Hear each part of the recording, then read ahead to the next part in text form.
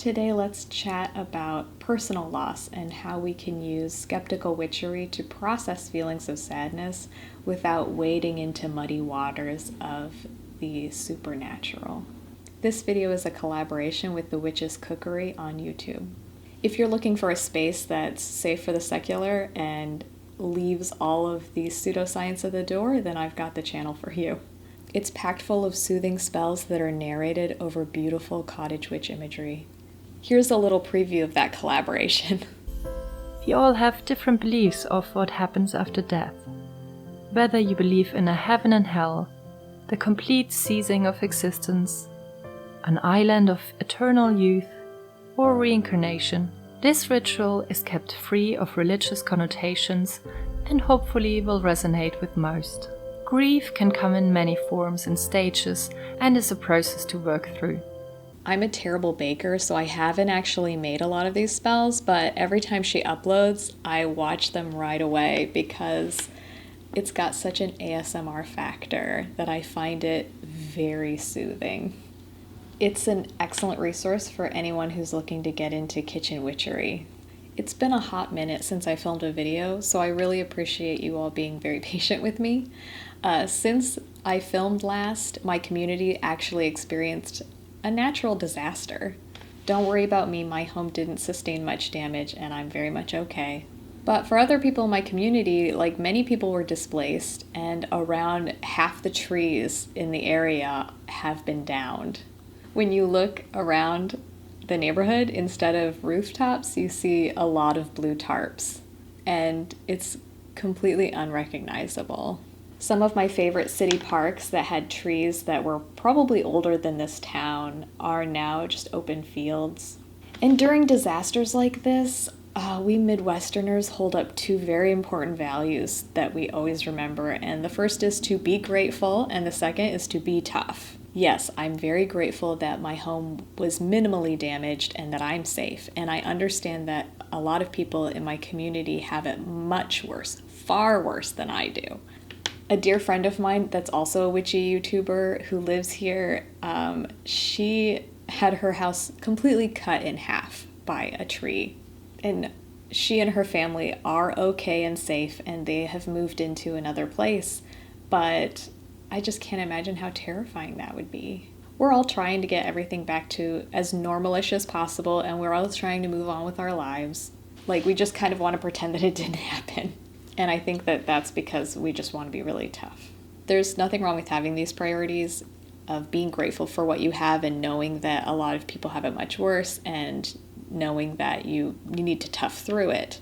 However, there's also nothing wrong with making some space in your life for loss.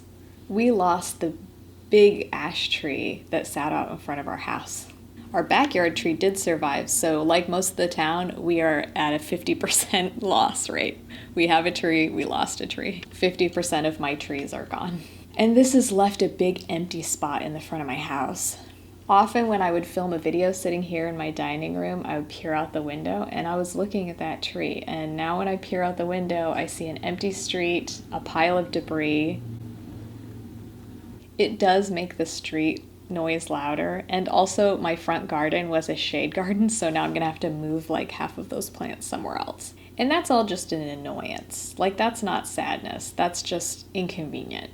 That's not why I'm sad. I'm sad because that tree was a living thing. And I feel like we had an agreement of this tree would provide beauty and oxygen and shade to me while I lived in this house, and in exchange I would keep the tree safe and I would take care of it. And I feel like I didn't hold up my end of the bargain.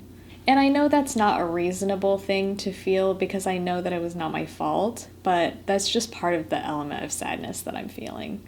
And it's difficult to process that kind of sadness because it's so abstract and nebulous, and it's hard for me to define exactly what I'm sad about. I just know that when I look out of this window and I see the street instead of the tree, that it's a loss. When a big loss happens, like when someone passes away or when a big shared loss happens, people gather together through prescribed rituals so that they can all process the loss together in like an agreed upon way. We have rituals like visitations, candlelight vigils, monuments. Like, everybody knows exactly what to do. And so it takes something that's really chaotic and it gives it some organization and some order. But when you're dealing with something that is just specific to you, like the loss of a pet, or in this case, the loss of a tree, especially when everyone around you is dealing with their own issues, then that's where witchcraft can step in, where we can create some order.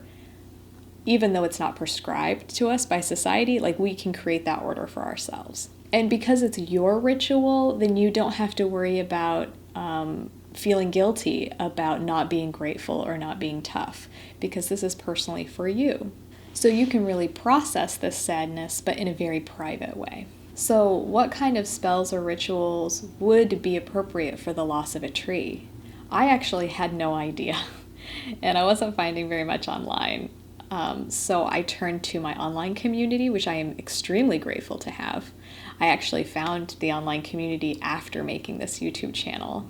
And there were a lot of really great ideas and responses, so I'm going to test out some of those ideas here.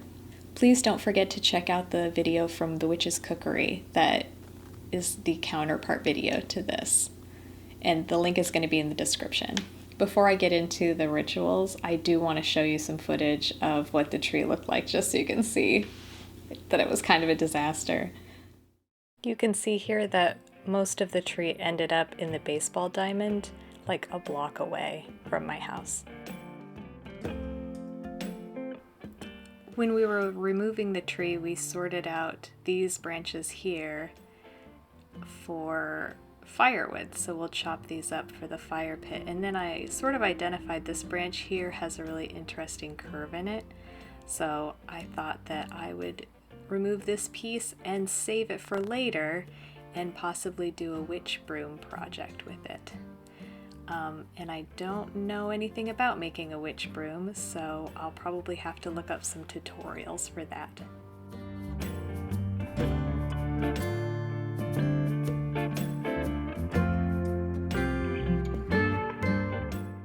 Here's the branch after it's been removed, and you can see that it's got a really interesting bend in it. So I don't know, I might change my mind and use a different branch, but something about this branch seems like it'd make a really good broom. This piece here I brought over to the bandsaw, and I'm going to cut it into little biscuits. And unfortunately my saw blade is a little on the dull side, so there was a lot of burn marks that it created.